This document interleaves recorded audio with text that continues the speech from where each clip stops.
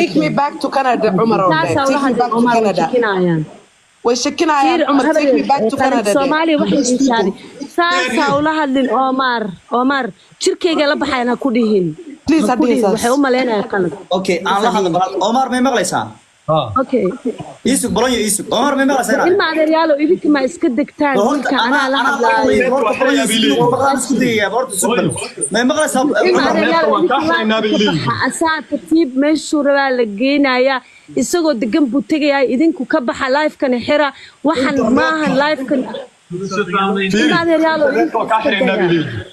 bolonyo bal inuu ku dhageystaan ka dhaadh u sheegaya bal su'aal ku dhageystaan hayor ingenting dåligt hör ni mig polisen hayor ingenting dåligt dhageys waa lagu badbaadinaa Omar adiga wax maqal waa lagu badbaadinaa reerkii oo dhan ku taagan meel أنا ما شرت الوجينا عمر هذا هوتيل حتى الوجينا لا إذا جيت وحير Don't switch off. Don't touch his phone please leave his phone alone he feels very happy to be on live it's okay for him to be on live he's not doing anything to harm anybody please leave him alone Yes, don't cut.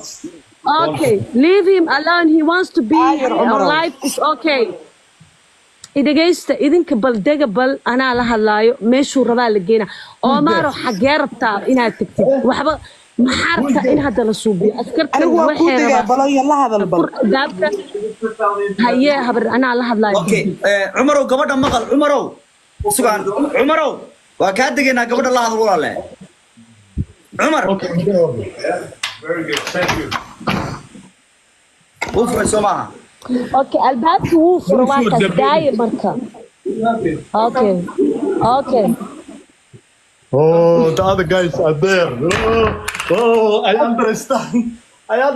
Omar The other guys are there. Hey. Omar oo mii maqashaa Omar idageyso marka waxaa suubisid Omar waxaa markaa suubisid gaalada shaki baa gelinaysaa Omar albaabka fur caadi u fariiso cid korkaaga taaban karta male nin Canadian tahay Omar cid wax kugu sameyn karta ma lahan I don't know what to do. We're done. adi iska deg in life arabnaa okay waxaad samaysaa Umarow bal ii sugorta bal walaal ninka aan la hadlay may maqlaysaa Umarow Umar may maqlaysaa Umar may maqlaysaa Umar may maqlaysaa inaad hello